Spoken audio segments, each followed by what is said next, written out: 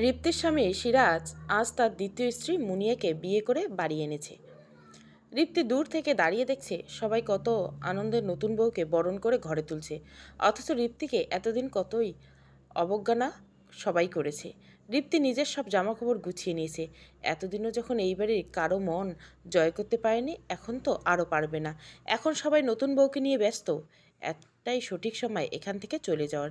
দীপ্তি মনে মনে বলে, কি ভাগ্য আমার, নিঃশব্দে এই বাড়িতে এসেছিল, আবার নিঃশব্দে চলে যাবে। রিপ্তি একবার চোখ বুলিয়ে নেয় ঘরটায়। এই ঘরে তো সিরাজকে নিয়ে কত স্বপ্ন বুনন করেছিল সে, অথচ আজ সব মিছে।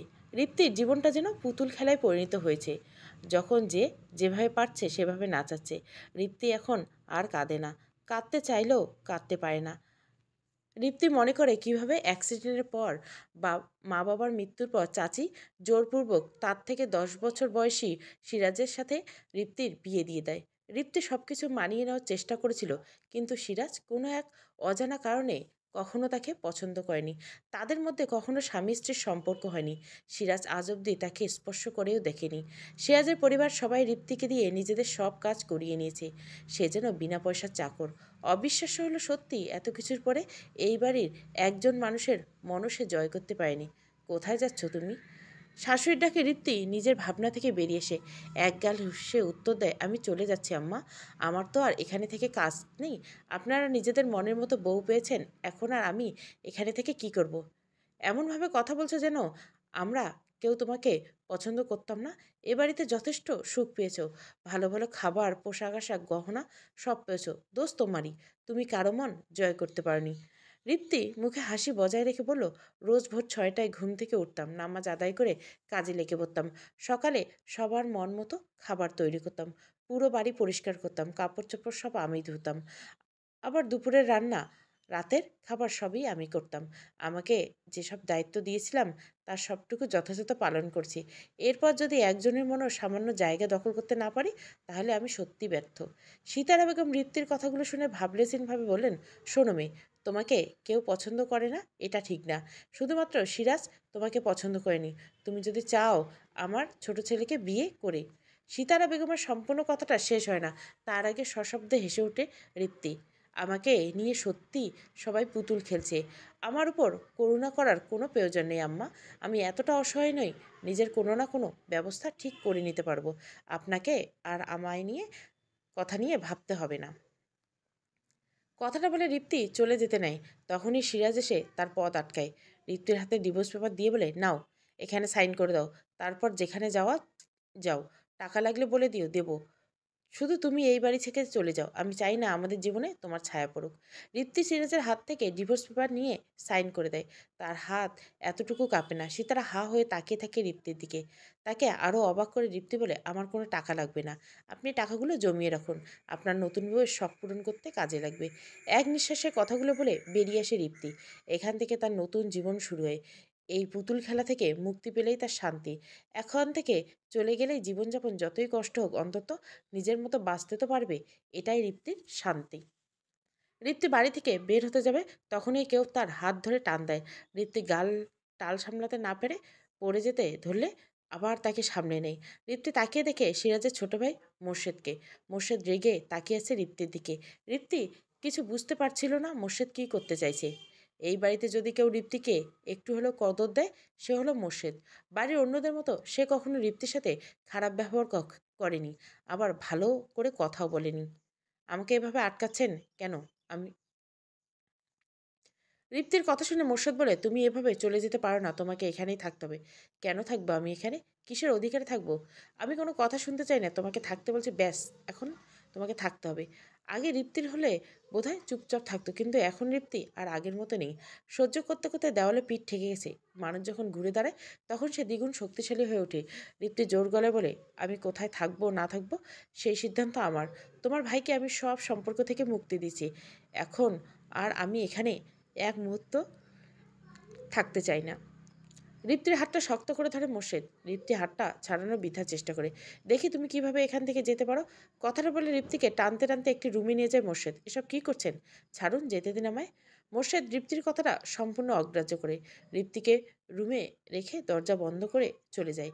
বাইরে সিতারা বেগম দাঁড়িয়েছিল। মোর্শেদ তাকে হুঁশিয়ারি দিয়ে বলে, এদিকে খেয়াল রেখো আম্মু, কেউ যেন দরজা না খুলে। যদি আমার কথার অন্যথা হয় তাহলে একেবারে ভালো হবে না। সিতারা বেগম বাড়ির সবার সামনে কঠোর হলেও মোর্শেদকে সমীহ করে চলেন। ছেলেটার যা রাগ, রেগে গেলে বড় ছোট কোনো খেয়াল থাকে না। তাই সিতারা বেগম মাথা নাড়িয়ে হ্যাঁ বলেন। মোর্শেদ হনন করে চলে যায়। ঋতু ভেতর থেকে চিৎকার করে বলেছিল, আমাকে যেতে দিন এখান থেকে, আমি এখানে থাকতে চাই না। আমাকে কেন বন্দি করে রেখেছেন? আমি চলে যাব, দরজাটা খুলুন। সিতারা বেগম বিড়বিড় করে বললেন, তোমার আর এ জন্মে এখান থেকে যাওয়া হবে না মেয়ে। যার হাতে পড়েছ সে তোমায় এত সহজে ছাড়বে না। ঋতুর চিৎকারের আওয়াজ সিরাজের কানে যায়। সিরাজ এসে সিতারা বেগমকে প্রশ্ন করে, কি হলো আম্মু? কে এভাবে চিৎকার করেছে? গলাটা তো মনে হচ্ছে ঋক্তির। ওকে এখানে কে বন্দি করে রেখেছে? সিতারা বেগম বিরক্ত হয়ে বললেন, কে আবার? তোর গুণধর ভাই। সবাই মিলে মেয়েটার জীবনকে একেবারে পুতুল খেলা বানিয়ে দিয়েছিস। আমি আর কি বলবো, যা খুশি কর। এই মেয়েটাকে এখানে রাখা মোটেও নিরাপদ নয়। এক্ষুনি আমি ওকে বাড়ি থেকে বের করার ব্যবস্থা করছি। খবরদার না, মোর্শেদ আমায় কড়া নিষেধাজ্ঞা দিয়েছে এই ব্যাপারে। তোমার ছোট ছেলেকে আমি ভয় করি না আম্মু। আমি ওর বড় ভাই, দেখি আমার কি করতে পারে। কথাটা বলে রুমের দরজা খুলতে যাবে তখনই মোর্শেদ এসে সিরাজকে ধাক্কা দিয়ে সরিয়ে দেয়। তার চোখ দিয়ে আগুনের রশ্মি বের হচ্ছিল। সিতারা বেগম ভয় পেয়ে যায় মোর্শেদের এই রূপ দেখে। মনে মনে আল্লাহকে ডেকে বলে, আল্লাহ, তুমি দেখো আবার ছেলেটা যা রেগে আছে কি হবে। মোর্শেদ চেঁচিয়ে বলে, আমার কথা অমান্য করার সাহস তুই কোথায় পেলি? আজ যদি তুই আমার বড় ভাই না হতি তাহলে? কিন্তু ভাবিস না, ভাই জন্য তোর এত বড় দুঃসাহস আমি মেনে নেব না। কথাটা বলে সিরাজকে টানতে টানতে নিয়ে যায় মোর্শেদ। সীতারা বেগম বুঝতে পেরে গেছেন এখন কি হবে। মোর্শেদের কোনো ভরসা নাই তার। সীতারা বেগম দোয়াদরুদ পড়তে থাকেন। ভেতর থেকে রিপ্তি সব শুনতে পাচ্ছিল। রিপ্তি এখনও বুঝতে পারছে না মোর্শেদের উদ্দেশ্য। রিপ্তি রুমের মধ্যে বন্দি অবস্থায় ছিল। সে শুধু একটা উপায় খুঁজছিল এখান থেকে বের হওয়ার। আচমকা কেউ এসে দরজা খুলে দেয়। রিপ্তি চকিত হয়ে তাকাতেই দেখতে পায় মুনিয়া এসেছে। মুনিয়া দরজা আটকে রিপ্তির কাছে আসে, ফিসফিস করে বলে, তুমি এখনো এই বাড়িতে পড়ে আছো? কোন লজ্জায়? সে আজ তো আমায় বলেছিল বিয়ের পর তোমাকে বের করে দিবে। আমার কোনো ইচ্ছে নেই এখানে থাকার, ওরাই আমাকে এখানে বন্দি করে রেখেছে। জানি না ওরা আমার কাছ থেকে আর কি চায়। আমাকে এত কষ্ট দিয়ে আমার জীবন নিয়ে পুতুল খেলা খেলেও কি ওদের শান্তি হয় না? এখন কি আমার একেবারে শেষ করে দিতে চেয়েছে? শোনো, আমি সতীনের সাথে সংসার করব এত মহান নই। তাই বলছি বেরিয়ে যাও এই বাড়ি থেকে। ঋত্বিক দীর্ঘশ্বাস নিয়ে বলে, আমিও চাই এই বাড়ি থেকে চলে যেতে, কিন্তু কিভাবে যাব? মুনিয়া কিছুক্ষণ চুপচাপ কিছু ভাবে। তুমি এখানে একটু দাঁড়াও, আমি কোনো ব্যবস্থা করছি। তোমাকে বের করার দায়িত্ব আমি নিচ্ছি। কথাটা বলে মুনিয়া বের হয়ে যায় রুম থেকে। রিপ্তি তার ফিরে আসার অপেক্ষা করতে থাকে। এই নাও আমার বিয়ের শাড়িটা পরে নাও, আর তোমার শাড়িটা আমাকে পরিয়ে দাও। এই শাড়িটা পরে মুখ ঢেকে বাইরে যাবে। সে আজকে বলে রেখেছি, ও কোনো বাহানায় তোমাকে বাইরে দিয়ে আসবে। তোমাকে দেখে সবাই ভাববে তুমি মুনিয়া, কেউ কিছু বলতে পারবে না আর। রিপ্তি মুনিয়ার কথা মতো তাই করে, যদিও মুনিয়া তার একটুও ভালো লাগে না। এই মেয়ের জন্য তার সংসার ভেঙেছে। আজ এই মুক্তির স্বাদের জন্য তবুও সে মুনিয়ার কাছে কিছুটা হলে কৃতজ্ঞতা থাকতে চায়। ঋতু মুনিয়ার বিয়ের বেনারসি শাড়ি পরে নেয়। মুনিয়ার কথা মতো বাইরে আসে। সিরাজ বাইরে দাঁড়িয়েছিল। ঋত্বিকে দেখে বলে, এই সময় আম্মু রান্নাবান্নায় ব্যস্ত, মোর্শেদ বাইরে গেছে, এটাই সঠিক সময়, চলো এখান থেকে। ঋপ্তি একবার সিরাজের দিকে তাকায়। সিরাজের শরীরে অনেক আঘাতের দাগ, বোঝাই যাচ্ছে মোর্শেদ এই অবস্থা করেছে। কি হলো, দাঁড়িয়ে আছো কেন? চলো তাড়াতাড়ি।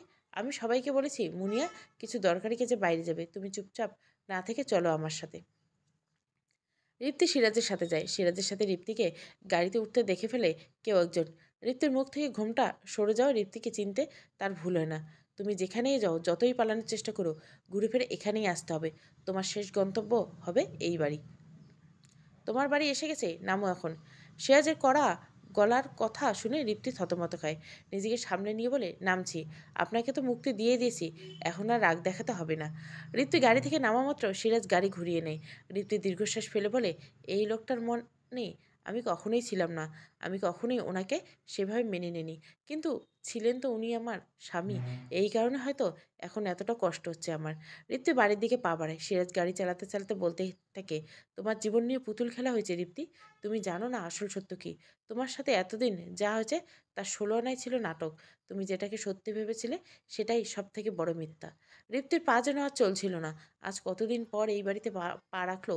10 মাস আগে যখন চাচি জোরপূর্বক বিয়ে দিল, তারপর থেকে আর এই মুখও হয়নি। অথচ এই বাড়িটা তার বাবা নিজ হাতে তৈরি করেছিল। বাবা মায়ের একমাত্র মেয়ে ছিল রিপ্তি। তার বাবা একজন সচ্ছল ব্যক্তি ছিল। তার অনেক জমি জায়গা আর এই বিশাল বাড়ি। সেখানে তার চাচা বলতে গেলে তাদের ভরসাটা ছিল। এই কারণে তো রিপ্তিকে বিদায় করে পথের কাঁটা দূর করে এখন রিপ্তির বাবার সব সম্পত্তি তার চাচা চাচি এরা ভোগ করছে। রিপ্তি এতদিন চাইলেও কিছু করতে পারেনি, কারণ এই বাড়ি থেকে এখানে আসতে দিত না। রিপ্তি অবশ্য কোনো ইচ্ছেই ছিল না এখানে আসার, কারণ তার বাবা মা যখন আর বেঁচে নেই তখন আর কেন আসবে। তবে এখন রিপ্তি সিদ্ধান্ত নিয়ে ফেলছে তার নিজের লড়াইয়ের জন্য লড়াই করবে। চাচা চাচির কাছ থেকে তাদের প্রাপ্য বুঝে নেবে। রিপ্তি নিজেকে শক্ত করে নেয়। এখন তাকে শক্ত হতে হবে। নরম মাটি থাকলে সহজে যে কেউ কষ্ট দিতে পারে। কথায় আছে না, শক্তের ভক্ত নরমের জম। এবার রিপ্তি সেই পথ বেছে নিবে। রিপ্তি কলিং বেল বাজায়, কেউ দরজা খুলে না। রিপ্তি টানা তিনবার কলিং বেল বাজানোর পর শুনতে পায় তার চাচি সকিনার গলা। কে রে, কানের মাথা খাচ্ছিস? আসছি তো। দরজা খুলে রিপ্তিকে থেকে থতমত খেয়ে যায় সকিনা। তোতলাতে তোতলাতে করে, তুই হঠাৎ এতদিন পর এলি যে? কেন চাচি, এখানে কি আসতে মানা? তা কেন হবে, আয় ভেতরে আয়, তোরই তো বাড়ি। হ্যাঁ ঠিক আছে, এটা আমার বাড়ি। আমার বাবা এই বাড়িটা তৈরি করছে, তাই এই বাড়িতে থাকার সম্পূর্ণ অধিকার আমার আছে। বিয়ের পর শ্বশুরবাড়ি তো মেয়েদের সব, আর ডিভোর্সের পর? রিপ্তির কথা শুনে সকিনা হতবাক হয়ে যায়। অজানা ভয়ে তার বুক কেঁপে ওঠে। মোর্শেদের সামনে দাঁড়িয়েছে মুনিয়া, সিরাজ ও সিতারা বেগম। মোর্শেদ অগ্নিদৃষ্টিতে তাকিয়েছে সবার দিকে। আজকাল তোমাদের খুব সাহস বেড়েছে তাই না? আমার কথা না শুনে রিপ্তিকে বের করে দিলে? ভালো, খুব ভালো। এত বড় দুঃসাহস যখন দেখিয়েছ তখন তো তোমাদের উপহার দিতে হবে। সীতারা বেগম কিছু বলতে গেলে মোর্শেদ তার চোখ রাঙানি দেখে আর কিছু বলতে পারে না। সিরাজ বলে, একটা বাইরের মেয়ের জন্য নিজের বড় ভাইয়ের গায়ে হাত তুলছিস? আর কী বা করা বাকি রেখেছিস তুই? এখন কি আমাকে মেরে ফেললেও তো শান্তি হবে? মোর্শেদ রেগে সিরাজের গলা চেপে ধরে। সীতারা বেগম মুনিয়া মোর্শেদকে ছাড়ানোর বৃথা চেষ্টা করেন। মোর্শেদের শরীরে থেকে আজ পাশবিক শক্তি এসে গেছে। মোর্শেদ এত জোরে সিরাজের গলা ধরছিল যে আরেকটু হলে নিঃশ্বাস বেরিয়ে যাওয়ার জোগাড়। সীতারা বেগম কোনো উপায়ন্ত না পেয়ে শেষ পর্যন্ত মোর্শেদের মাথায় লাঠি দিয়ে আঘাত করে তাকে দূরে সরিয়ে দেয়। সিরাজ হাঁপ ছেড়ে বাঁচে। আরেকটু হলে হয়তো মরে যেত। মুনিয়া বিচলিত হয়ে যায়, তুমি ঠিক আছো তো? না, ঠিক নেই। এই পরের ছেলের জন্য? সিরাজ! সীতারা বেগমের হুঙ্কারে চুপ হয়ে হয়ে যায় সিরাজ। সীতারা বেগম তেরে আসেন। তোকে কতবার বলছি না, ভুলেও এই কথা বলবি না। তোর আব্বুর অবস্থা দেখ কীভাবে বিছানায় পড়ে আছে। এখন কি নিজেরও একই অবস্থা করতে চাস? আমার জন্য তুই এখনো বেঁচে আছিস, কথাটা মনে রাখিস। এভাবে চললে আমিও আর বেশি দিন তোদের আগলে রাখতে পারবো না। সিরাজ দমে যায় তার মায়ের কাছে। সীতারা বেগম সযত্নে মোর্শেদের মাথা কোলে তুলে নেই। আমাকে ক্ষমা করে দিস বাবা, তোকে থামানোর এছাড়া আর কোনো উপায় ছিল না। মোর্শেদ নিবু নিবু চোখে বলে, তোমায় আমি বিশ্বাস করি আম্মু, তুমি ঠিক করছো। আর একটু হলে আমি কোনো বড় অপরাধ করে ফেলতাম। বড় ভাই হয়তো? মোর্শেদ জ্ঞান হারিয়ে ফেলে। সীতারা বেগমের চোখের জল ফেলে। রিপ্তি তার চাচাদের সামনে বসে আসে। দুজনের মুখে ভয়। তোমরা এতদিন ধরে খুব ভালো কেয়ারটেকারের কাজ করছো। এবার আমার আব্বুর সব সম্পত্তি আমাকে বুঝে দাও। তুই কিন্তু আমাদের অপমান করছিস। গলা নামিয়ে কথা বলে চাচ্ছি। আমার মুখের উপর কথা বলার সাহস দেখো না। মনে রেখো, যেই বাড়িতে দাঁড়িয়ে আছো সেটা আমার আব্বুর। সকিনা মনে মনে বলে, তোর ছটপটানি কিভাবে বন্ধ করতে হয় আমার জানা আছে। দেখ আমি কি করি। রিপ্তি চাচা মঞ্জুরুল ইসলাম এতক্ষণ চুপ ছিল। হঠাৎ করে তার মাথায় একটা শয়তানি বুদ্ধি চলে এসলো। তিনি বলেন, রিপ্তি দেখ, তোর তো ডিভোর্স হয়ে গেছে শুনলাম। আর এদিকে আমার ছেলেটার জন্য একটা মেয়ে খুঁজছিলাম। তুই তো জানিস আমার মনির কত ভালো ছেলে। মনির সাথে কিন্তু তোকে খুব ভালো মানাবে। চাচার কথা শুনে রিপ্তির মাথা গরম হয়ে যায়।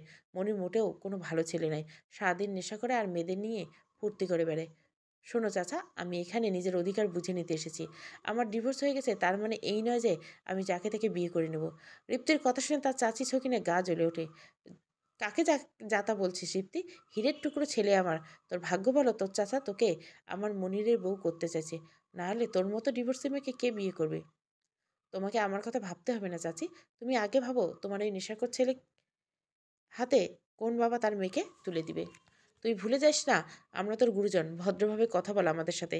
চাচার কথা কোনো প্রতিক্রিয়া না দেখিয়ে রিপ্তি বলে, তোমরা আমাকে আমার আব্বুর সব সম্পত্তি বুঝিয়ে দাও। আমি আর তোমাদের সাথে অন্য বিষয় নিয়ে কথা বলতে ইচ্ছুক নেই। মঞ্জুরুল ইসলাম গলার স্বর কিছুটা নরম করে বলে, আমাকে কিছুদিন সময় দে, আমি সব কিছু তোকে বুঝিয়ে দিব। দেখো, আবার বেশি দেরি করো না। বেশি দেরি করা আমার পছন্দ নয়।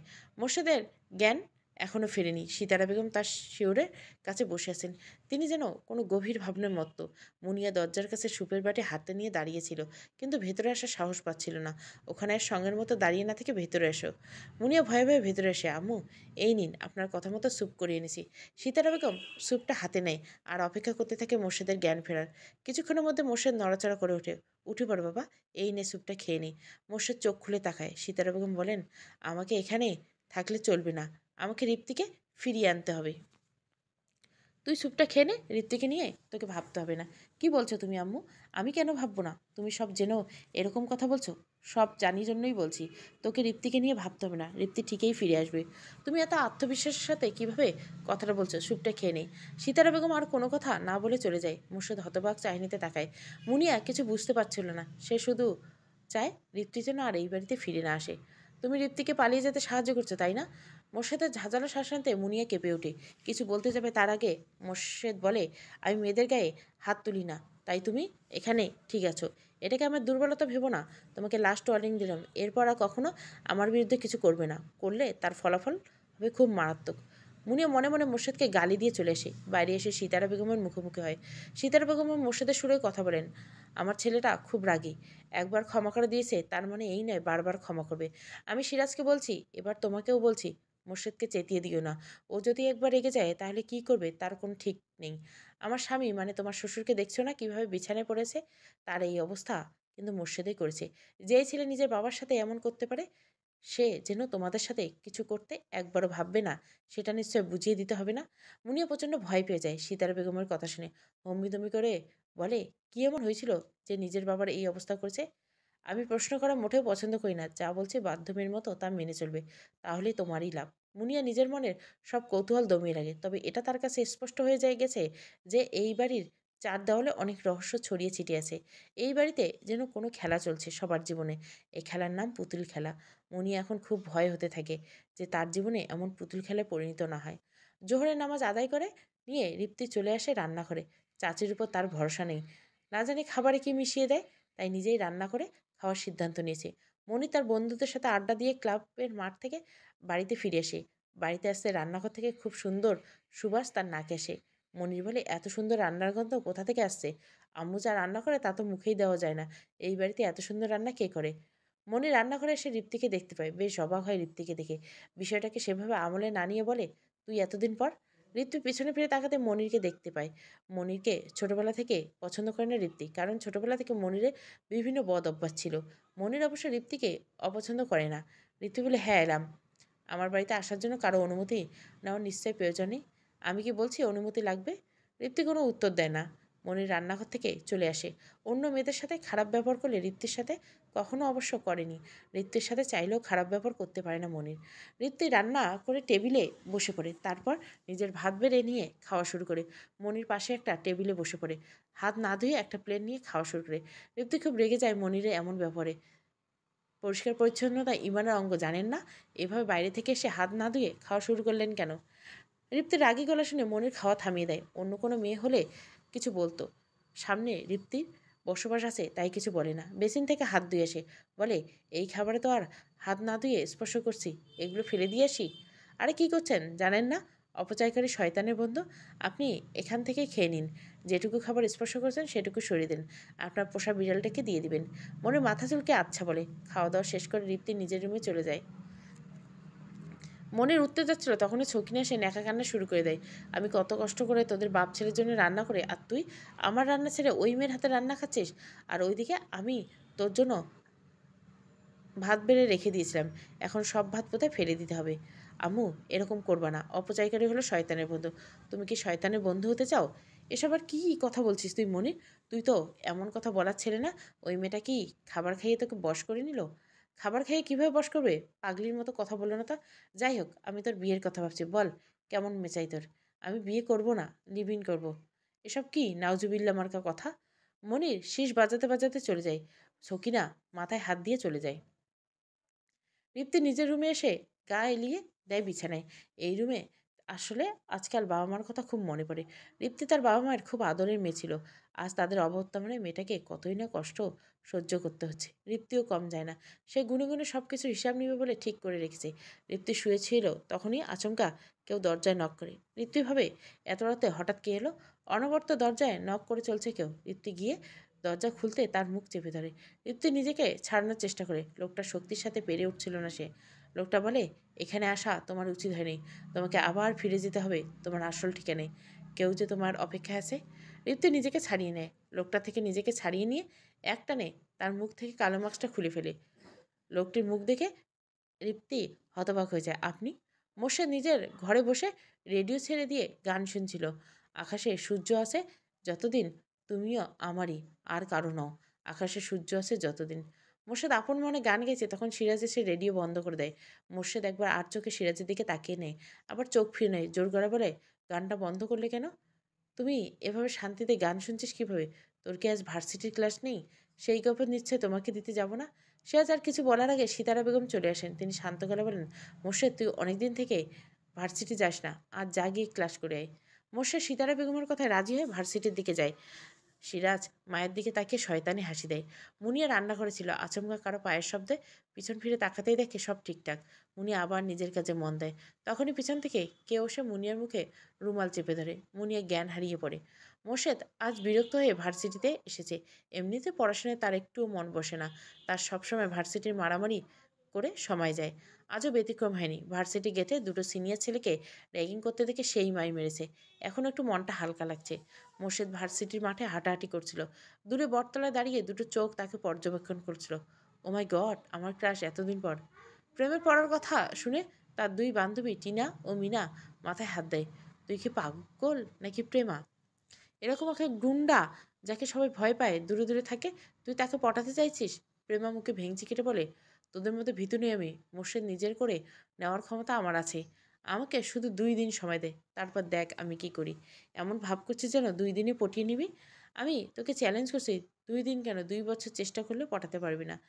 মিনার দিকে ভুরু কুচকে তাকায় প্রেমা, বলে, আমি আগে কখনো পটানোর চেষ্টা করিনি, তাই পটাতে পারিনি। এবার দেখ আমি কিভাবে পটাই এই মোর্শেদকে। কথাটা বলে প্রেমা দৌড়ে মোর্শেদের দিকে আসতে থেকে। মিনা টিনা তাকে বলতে থাকে, এরকম পাগলামি করিস না, ওদিকে যাস না। কে শুনে কার কথা? প্রেমা নিজের মতো চলতে পছন্দ করে। মোর্শেদের কাছে গিয়ে হোঁচট খেয়ে পড়ে যায় প্রেমা। মোর্শেদ তখন ধরে ফেলে। প্রেমা ন্যাকা কণ্ঠে বলে, ও মাই গড, আমি পড়ে গেলাম। কেউ আমায় ধরো, আমায় ধরছি তো। প্রেমা এতক্ষণ চোখ বন্ধ করেছিল। চোখ মেলে তাকিয়ে মোর্শেদকে দেখে সে। মোর্শেদের মধ্যে হারিয়ে যায়। আনমনে বলে দেয়, আমার ধলা বিলাইকে কি সুন্দর লাগছে। প্রেমার কথা শুনে অপমানিত বোধ করে মোর্শেদ, যার কারণে প্রেমাকে ছেড়ে দেয়। প্রেমা পড়ে গিয়ে ব্যথা পেয়ে যায়। ও মাই বর, আমার ধলা বিলাই ভেঙে দিল কোমর। ছকিনা রাত 10টার সময় মনিকে ঘুম থেকে ডেকে তুলে। মনি সবেমাত্র ঘুমিয়েছে, কাঁচা ঘুম ভেঙে যাওয়ায় তাই স্বাভাবিকভাবে রেগে গেল ছকিনার উপর। এত রাতে কোন কাজকর্ম করার জন্য আমায় ডেকে তুললে? রাজকার্যই তো। তুই যা, দীপ্তিকে গিয়ে এই ফাইলটা সাইন করিয়ে আন। কেন? তোকে যেতে বলছি না? এত রাতে একটা মেয়ের রুমে যাব? তোরা তো ভাই বোন। আর তাছাড়া আমাদের বাড়িতে কে দেখতে আসছে? তুই যা, সাইন করে আন, খুব দরকার। না হলে কাল সকালে তো সাইন নিতে বলতাম। দরকারের জন্যই তো এখন বলছি। মনির ভাবে কাজটা বোধহয় সত্যি খুব দরকারি। তাই সকিনের কথা মতো চলে যায় রিপ্তির রুমের দিকে। সকিনা পৈশাচিক হাসি দিয়ে বলে, এবার জমবে খেলা। রিপ্তি নিজের রুমের মধ্যেই ছিল। গতকাল আগের লোকটার কথা ভাবছে সে। কাল রাতে যেই লোকটা এসে বলল, আমি কাল আবার আসবো, অপেক্ষা করো আমার জন্য, তোমার বাবা মার খুনি পর্যন্ত আমি তোমায় নিয়ে যাব। রিপ্তি লোকটাকে চিনি, খুব ভালোভাবে চিনি। কাল রাতে অনেক কিছুই জানতে পেরেছে রিপ্তি। তার বাবা মার আসলে মারা যায়নি, তাদের খুন করা হয়েছে। আর এই কাজটা কে করেছে সেটাও সে হয়তো আজ জানতে পারবে লোকটার মাধ্যমে। রিপ্তি তখন রুমের মধ্যে পায়চারি করছিল। দরজায় নক করতে রিপ্তি ভালোভাবে গতকালের লোকটা এসেছে তাই দৌড়ে গিয়ে দরজা খুলতে যায়। দরজা খুলে মনিরকে দেখে রিপ্তি চমকে যায়। আপনি এত রাতে এখানে কি করছেন? মনির রুমের ভিতরে এসে বলে, এই ফাইলে সাইন করো। কিসের ফাইল এটা? আমি জানি না, আম্মু বলেছে সাইন করতে। রিপ্তি যখন দেখলো ফাইল দেখতে ব্যস্ত, তখন মনির গিয়ে দরজাটা বন্ধ করে দেয়। রিপ্তি খুব ভয় পায়, সাথে অবাক হয়। মনিরের এই কাজ, এটা কেন করলেন আপনি? সময় হলে জানতে পারবে। বাইরে থেকে চিৎকারে আওয়াজ পাওয়া গেল। শৌখিনে গোটা মহল্লার মানুষকে বাড়িতে এনে জড়ো করছে। দরজা খোল, আমাদের এলাকা এসব অকাম চলবে না। মনি তৎক্ষণাৎ গিয়ে দরজাটা খুলে দেয়। শৌখিনা নাটক করে বলে, এই মেয়ে আমার ছেলের মাথা খেয়ে নিল গো। আমার যেই ছেলে কোনো মেয়ের দিকে চোখ তুলে তাকায় না, সে কি না এলাকার একজন মুরব্বী রিপ্তির উদ্দেশ্যে বলল, তোমার বাবা এই এলাকার একজন গণ্যমান্য ব্যক্তি ছিলেন, সবাই তাকে সম্মান করতেন। তার মেয়ে হয়ে যে তুমি এরকম একটা কাজ করবে সেটা আমরা কেউ ভাবতে পারি না। একজন তো বলে, এই মেয়েটাকে এমনি তো স্বামী ছেড়ে দেয়নি, নিশ্চয়ই চরিত্রের দোষ আছে। ঋতু বুঝতে পারে তার চাচি এসব কথা রটিয়েছে। শৌখিনের দিকে তাকাতে সে শয়তানি হাসি দেয়। সবাই ঋতুর নামে কুৎসারতে ব্যস্ত। সেই সময় মনির বলে, আমরা একে অপরকে ভালোবাসি। আমি বিয়ে করতে চাই। মনিরের কথা শুনে রিপ্তির আগে ঘৃণায় থুতু দেয় তার মুখের উপর, চিৎকার করে বলে, এসব মিথ্যে, সব তোমাদের চক্রান্ত, আমি বিয়ে করব না। এলাকায় কয়েকটা ছেলে এলো। এতই ভালোই ফুর্তি করার সময় আছে, বিয়ে করার সময় নেই, কাল তো আমাদের সাথে শুতে চাইবি। ঋতু নিজেকে খুব ছোট মনে হচ্ছিল কথাগুলো শুনে। মনির গিয়ে সেই ছেলেগুলো মারতে থাকে যারা এমন কথা বলছিল। ছকিনা নাটক করে বলে, যা হওয়ার হয়ে গেছে, এখন আমার ছেলে যখন এই মেয়েকে বিয়ে করতে চাইছে তখন তাই হোক, আমার কোনো অসুবিধা নেই ঋত্বিকে ছেলের বউ হিসেবে মেনে নিতে। ঋত্বিক বলল, কিন্তু আমার অসুবিধা আছে, আমি বিয়ে করব না। ঋপ্তির কথা কেউ কানে তোলে না। এলাকার লোকজন মিলে কাজই ডেকে আনে। আজকে তারাই বিয়েটা দিয়ে দিতে চায়। ঋপ্তি আর মনিরের সামনাসামনি বসানো হয় বিয়ের জন্য। ঋত্বিকে জোর জবরদস্তি করাচ্ছিল। সে কিছুতেই এই বিয়ে করবে না বলে সিদ্ধান্ত নিয়ে ফেলেছে। এমন সময় একজন এসে বলে, এই বিয়ে হবে না, আমার বিবাহিত স্ত্রীকে এভাবে অন্য কেউ বিয়ে করতে পারে না। ঋপ্তি অবাক হয়ে তার সামনে দাঁড়িয়ে থাকা লোকটির দিকে তাকায়। এই লোকটাকে চেনে না, আগে কখনো দেখেনি। সে হঠাৎ এসে ঋপ্তিকে নিজের স্ত্রী বলে দাবি করছে। ঋপ্তি বা উপস্থিতও কেউ কিছু বুঝতে উঠে পারছিল না। মনির যুবকটির দিকে তাকিয়ে মৃদু হাসে। যুবকটি ঋপ্তির দিকে এক পলক তাকিয়ে বলে, আমি তোমার আসল স্বামী ঋপ্তি, আমি বেঁচে থাকতে তুমি কিভাবে আরেকটা বিয়ে করছো? ঋপ্তি অবাক হওয়ার সীমা পেরিয়ে যায়। এরকম একটা পরিস্থিতি পড়তে হবে কোনোদিন ভাবতে পারিনি। এলাকার লোকজন কানাঘুষো শুরু করে দিচ্ছে। শৌখিনে এই সুযোগ কাজে লাগায়। এই মেয়ের চরিত্র কেমন সবাই দেখেছেন তো? নিজের স্বামীকে ফেলে আরেকটা বিয়ে করে ফেলছে, নাউজুবিল্লাহ আস্তাগফিরুল্লাহ। যুবকটি রেগে গিয়ে মনিরকে কিছু ইশারা করে। মনির সকিনাকে বলে, আম্মু তুমি চুপ করো, অনেক নাটক হয়েছে, তোমার এসব নাটক করে আর কোনো লাভ নেই। তুই আমার নিজের ছেলে হয়ে এমন কিভাবে করতে পারছিস? এই দুশ্চরিত্রা মেয়ের জন্য তুই আমার মুখের উপর কথা বলছিস? মুখ সামলে কথা বলুন। যুবকটি ধমকে সকিনে কিছুটা দমে যায়। মনির সবাইকে সব সত্য বলতে থাকে। এইসব যা হয়েছে সব আমার আম্মুর চক্রান্ত। আম্মু রিপ্তির সব সম্পত্তি আত্মসাৎ করার জন্য আমার সাথে ওর বিয়ে দিয়ে দিতে চেয়েছিল। তুমি যে তাহলে তখন বললে তোমরা একে অপরকে ভালোবাসো, সেসব কি তাহলে মিথ্যে? আমি যা বলেছি সব মিথ্যে, একজনের সামনে আনার জন্য এসব বলছিলাম। যুবকটি চোখ মেরে কথাটা বলে মনির। যুবকটি মনিরের কাঁধে হাত দিয়ে বলে, আজকাল খুব বুদ্ধিমান হয়ে গেছিস দেখছি। যাই হোক, এখানে কোনো বিয়ে হবে না, আপনারা সবাই যান এখান থেকে। মহল্লার মানুষ যেতে না চাইলে যুবকটি গার্ড ডেকে সকলকে বের করে দেয়। সবাই চলে যাওয়ার পর ঋতু যুবকটির সামনে গিয়ে দাঁড়ায়। যুবকটি হাত দুটো বুকে ভাঁজ করে দাঁড়িয়েছে। ঋত্বিকে দেখে মৃদু হেসে বলে, আমার সাথে নিজের শ্বশুরবাড়ি ফিরে চলো ঋত্বিক। কে আপনি? আমাকে নিজের স্ত্রী বলছেন কেন? আমি কিভাবে আপনার স্ত্রী হই? যেটা সত্যি আমি সেটাই বলছি, তুমি আমার স্ত্রী। আমার সাথে সিরাজের বিয়ে হয়েছিল, আপনাকে আমি কখনো দেখিনি। তাহলে আমি কিভাবে আপনার স্ত্রী? সিরাজ না, তোমার সাথে আমার বিয়ে হয়েছিল। যুবটির কথা শুনে ঋপ্তি দুপা পিছিয়ে যায়। সব কিছু তার কাছে কীরকম লাগছে, তার মাথা ঘুরছে। নিজেকে সামলে নাও ঋপ্তি, তোমাকে এখনও অনেক সত্যের মুখোমুখি হতে হবে। ঋপ্তি যথেষ্ট ঘোরের মধ্যে ছিল। যুবকটি তার দিকে এক গ্লাস পানি এগিয়ে দিয়ে বলে, এই নাও, এই পানি খেয়ে নাও। আমি এখনও কিছু বুঝতে পারছি না, আপনি কি আমার সাথে মজা করছেন? আমি কোনো মজা করছি না ঋপ্তি। আচ্ছা তুমি কি একবার মনে করে দেখো তো তোমার বিয়ের দিন কি হয়েছিল? ঋপ্তি ভাবে তার বিয়ের সময়কার কথা। নিজের বাবা মায়ের মৃত্যুর সেই সময় মানসিক বিধ্বস্ত হয়ে গিয়েছিল ঋপ্তি। সকিনা এই সুযোগ কাজে লাগাতে চাইছিল। ঋপ্তির বাবার অঢেল সম্পত্তি ছিল তার নামে। এই সুযোগে যদি ঋপ্তিকে বিয়ে দেওয়া যায় তাহলে সব সম্পত্তি ভোগ করতে পারবেন। এরকম সময় সিতারা বেগম তার ছেলের জন্য সম্বন্ধ নিয়ে আসেন। ছকিনা এই সুযোগটা লুটে নেয়।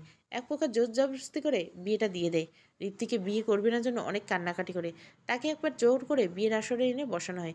কাজে যখন বিয়ে পড়াচ্ছিল তখন সে চিৎকার করে কাঁদছিল, যার কারণে সে কোনো কথাই শুনতে পায়নি, শোনার মতো অবস্থায় ছিল না। কাজী কবুল বলতে বলল, ঋত্বিক চুপ ছিল। অন্যদিকে পাত্র রুমাল দিয়ে মুখ ঢেকেছিল বিধায় কেউ তার মুখ দেখেনি। ঋত্বিক একবারও ছেলেটার দিকে তাকায়নি, যার কারণে ছেলেটির মনে অভিমান জমা হয়। সকিনা বেগম ঋত্বিকে কুমন্ত্রণা দেয়, বলে, যদি তুই কবুল না বলিস তাহলে তোর চাচাকে বাড়ি থেকে বের করে দিব। সেই সময় সকিনা আর মঞ্জুরুল মিলে এমন নাটক সাজিয়েছিল ঋত্বির সামনে যে সকিনা খুব খারাপ হলেও মঞ্জুরুল ভালো। মঞ্জুরুল নাটক করে এই বিয়ে আটকানোর চেষ্টা করে। ঋত্বিক সে সময় খুব ছোট, আর অপরিপক্ক ছিল, তাই এসব নাটক ধরতে পারেনি। তাই নিজের চাচার জন্য কবুল বলে দিয়েছিল। দীপ্তি এতক্ষণ ধরে এসব কথাই ভাবছিল। তখন যুবকটি বলে, সেদিন যদি তুমি কাজীর কথা শুনতে, তাহলে শুনতে পেতে তোমার বরের নাম সিরাজুল রহমান, সিরাজ নয়। তোমার বরের নাম আমানুর রহমান, আমান। তার মানে আপনার নাম আমান আর আপনি আমার স্বামী। তাহলে এতদিন ধরে আমি যে জানতাম সিরাজ আমার স্বামী, আমার মাথা নিচু করে, সব দোষ আমার। যেদিন তোমাকে দেখে আমার মনে হয়েছিল তুমি এই বিয়েতে রাজি নও, তাই আমি অভিমান করে বিয়ের পরপর বিদেশে চলে যাই। সেদিন আমার ফ্ল্যাট ছিল, ভেবেছিলাম বিয়ের পর বউকে নিয়ে একেবারে কানাডা চলে যাব, কিন্তু তোমাকে ওই অবস্থায় দেখে আমি রাগ করে চলে গিয়েছিলাম। এদিকে আমার পরিবার সবাই পড়ে গেছে মহা ঝামেলায়। আসলে বিয়েটা সেরকম আনুষ্ঠানিকভাবে হয়নি। পরিবারের বাইরে কেউ বিয়ের ব্যাপারে জানতো না, কিন্তু আমার আম্মু বিয়ের পরদিন বড় করে অনুষ্ঠান করে পাড়া প্রতিবেশী আত্মীয় স্বজন সবাইকে ডাকে। আমার চলে যাওয়ার কথা শুনে তাদের মাথায় হাত চলে গিয়েছিল নিজেদের সম্মান বাঁচাতে, তাই সে সময় আমার বদলে ভাইয়াকে তোমার বর বলে চালিয়ে দেয়। ঋতুর হাত পা কাঁপছিল। তার সাথে এরকম কিছু হয়েছে সেটা সে কখনোই বুঝতে পারে না। এই জন্য বোধহয় সিরাজ সবসময় তার কাছ থেকে দূরে থেকেছে। আসলে সিরাজ তো তার আসল স্বামী নয়, অথচ এতদিন ধরে সিরাজকে নিজের স্বামী ভেবে এসেছে ঋপ্তি। তাকে তো এটাও বোঝা হয়েছিল। ঋপ্তির খুব রাগ হয় আমানের উপর। আমানের শার্টের কলার চেপে ধরে বলে, কেন করলেন আমার সাথে এমন? আমাকে নিয়ে একই খেলা খেললেন? আমাকে কি আপনাদের পুতুল মনে হয়? যখন যেরকম ইচ্ছে নাচাবেন আর আমি নাচবো। পুতুল খেলা হচ্ছে আমার সাথে, পুতুল খেলা? আমার ঋপ্তির সামনে হাঁটু গেড়ে বসে, আমায় ক্ষমা করে দিও ঋপ্তি। আমি তোমার সাথে যা অন্যায় করেছি সেটা সত্যি অন্যায় মানছি। সব কিছু আমারই ভুল ছিল। এখন তো আমি নিজের ভুলটা বুঝতে পেরেছি। এখন কি আমাকে আপন করে নেওয়া যায় না? কি করে ভাবছেন এত কিছুর পরে আমি আপনাকে আপন করে নেব? আমি আপনাকে প্রচুর ঘেন্না করি, প্রচুর ঘেন্না করি। আপনার মুখ দেখতে চাই না। চলে যান আমার সামনে থেকে, নাহলে আমি এবার সত্যি আপনাকে খুন করে ফেলবো। আমাকে মেরে ফেলো, যদি তুমি শান্তি পাও তাহলে তাই করো, মেরে ফেলো আমায়। ঋত্বিক কোনো কথা না বলে নিজের রুমে গিয়ে দরজা বন্ধ করে দেয়। আমার বাইরে থেকে বলছিল, তুমি যতক্ষণ না আমাকে ক্ষমা করে দেবে, আমার সাথে যেতে রাজি হবে, আমি এখানেই বসে থাকবো। তোমাকে আমার কাছে ফিরতে হবে ঋপ্তি। আমি এতদিন পর নিজের ভুল বুঝতে পেরে ফিরে এসেছি। যখন তখন তোমাকে যে করে হোক আমায় ক্ষমা করতেই হবে। ঋদ্ধি দরজা লাগিয়ে পাগলের মতো কাঁদছিল। তার সাথে ভাগ্য কেন এত নিষ্ঠুর খেলা খেলছে? আল্লাহর কাছে নিজের জমানো সব অভিযোগ দাখিল করে দীপ্তি। আল্লাহ, আমার সাথে কেন এমন হলো? আমি তো কোনোদিন কারো ক্ষতি করিনি, কখনো সজ্ঞানে কোনো অন্যায় কাজ করিনি। তবুও কেন হলো আমার সাথে এমন? সে তার লকারে কিছু একটা খুঁজছিল। মুনিয়া বিছানায় শুয়েছিল। গতকাল দুপুরের ঘটনাটি এখনো ভুলতে পারেনি। ভয়ে কাউকে কিছু বলতেও পারেনি। সে আজ লকারে ডিভোর্সের পেপারটা খুঁজে না পেয়ে মুনিয়ার উপর চেঁচামেচি করতে শুরু করে। তোমাকে না বলেছিলাম সব কিছু নজরে নজরে রাখতে? কোথায় ছিলে তুমি? লকারে তো ডিভোর্স পেপার রেখেছিলাম। সেগুলো এভাবে হাওয়া হয়ে গেলে কীভাবে? মুনিয়া আমতা আমতা করে বলে, আসলে কাল দুপুরে কী হয়েছিল? কাল দুপুরে আমি রান্নাঘর করছিলাম, কেউ আমার মুখে রুমাল ধরে আমাকে অজ্ঞান করে দেয়। তুমি তো জানো লকারের চাবি আমার আঁচলে বেঁধে রেখেছিলাম। তখন হয়তো কেউ এই কথা আগে বলনি কেন? কত কষ্ট করে কোম্পানির কাগজের কথা বলে সদূর কানাডা থেকে আমানের সাইন এনেছিলাম, আর ওই ঋত্বিকে সাইন করিয়ে নিয়েছিলাম। তোমার এই বোকামির জন্য আমার সব পরিশ্রম মাটি হয়ে গেল। বাইরে দাঁড়িয়ে হাসছিল মোর্শেদ বেগ, সিতারা বেগম মোর্শেদ। মোর্শেদ বলে, আম্মু তুমি তো খুব ভালো চাল দিতে পারো, এক চালেই বাজিমাত। সিরাজ ভুলে গেছিল আমি ওর আম্মু। ও যদি ডালে ডালে চলে তাহলে আমি চলি পাতায় পাতায়। ভেবেছিল আমান আর ঋত্বিকে আলাদা করে নিজের স্বার্থ সিদ্ধি করবে। আমার আমান আবার ফিরে এসেছে। এখন আর সিরাজের কোনো উদ্দেশ্য সফল হবে না। ঠিক বলছো আম্মু, আমান ভাইয়ের জন্য আমি প্রয়োজনে নিজের জীবন দিতেও প্রস্তুত।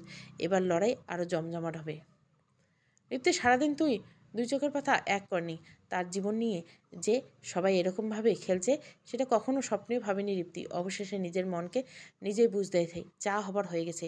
আমি আর কাউকে আমার জীবন নিয়ে খেলা করতে দেব না। আমার সাথে যা অন্যায় হয়েছে সব কিছুর জবাব আমাকেই দিতে হবে। ঋপ্তি অবশেষে দরজা খুলে বাইরে এলো। দরজা খুলে হতবাক হয়ে যায় ঋপ্তি।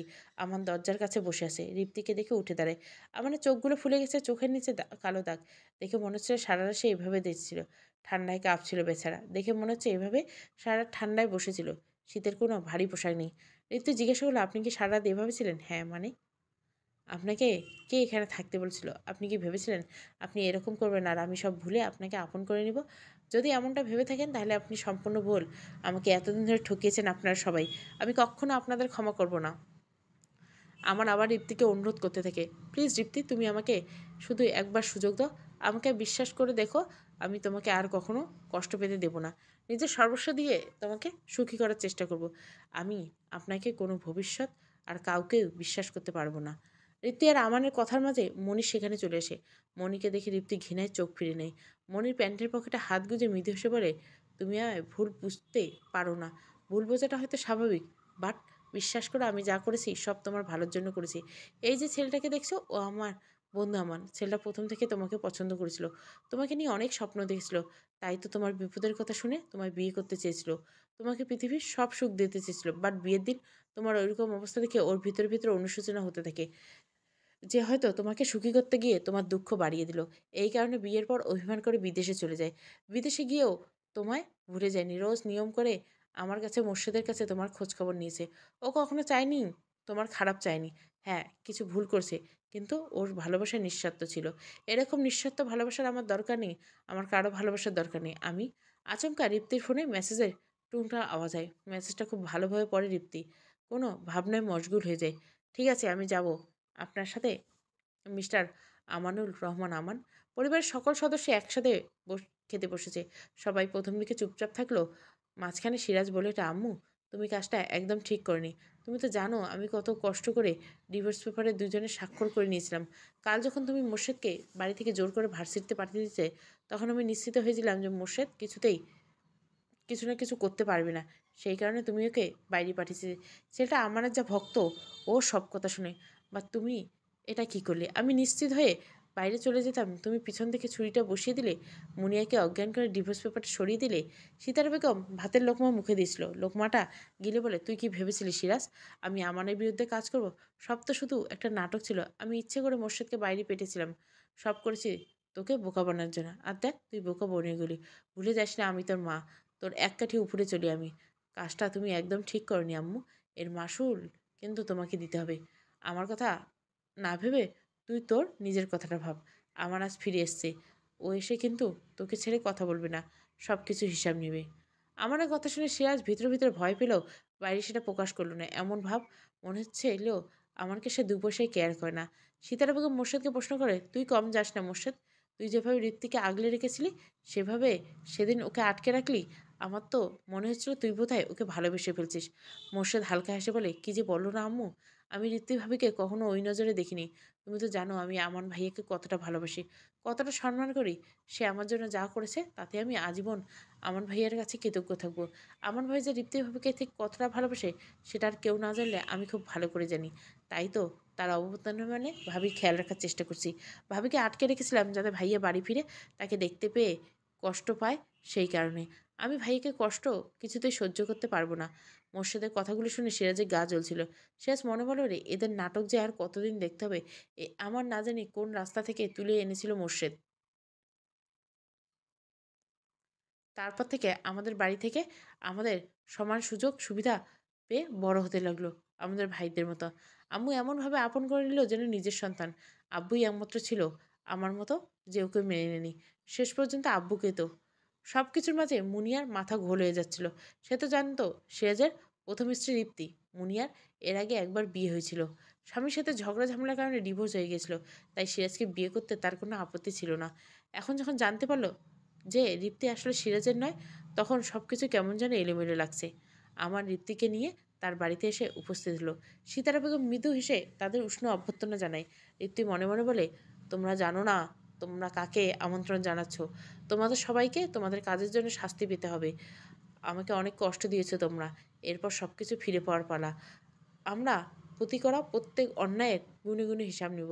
আমাকে নিয়ে পুতুল খেলা খেলছো তাই না? এবার তোমাদের সবাইকে নিয়ে আমি খেলবো। সীতারা বেগম বলেন, তোমরা আর বাইরে দাঁড়িয়ে না আসে ভেতরে এসো। আমার রিপ্তির দিকে হাত বাড়িয়ে দেয়। রিপ্তি হাতটা না ধরে বাড়িতে প্রবেশ করে। সীতারা বেগম সামনে গিয়ে বলেন, আপনি জানেনও না কাকে বাড়িতে আনলেন। আমি কতটা ভয়ানক হতে পারি আপনাদের জন্য, এবার সেটা আপনারা হাড়ে হাড়ে টের পাবেন। নিজেদের ধ্বংসের কাউন্টডাউন শুরু করুন। আজ থেকে আমি দায়িত্ব নিয়ে আপনাদের জীবনে নরকে পরিণত করার দায়িত্ব নিলাম। আমার বাবা মার প্রতি করা অন্যায়ের বদলা তো আমাকেই নিতে হবে।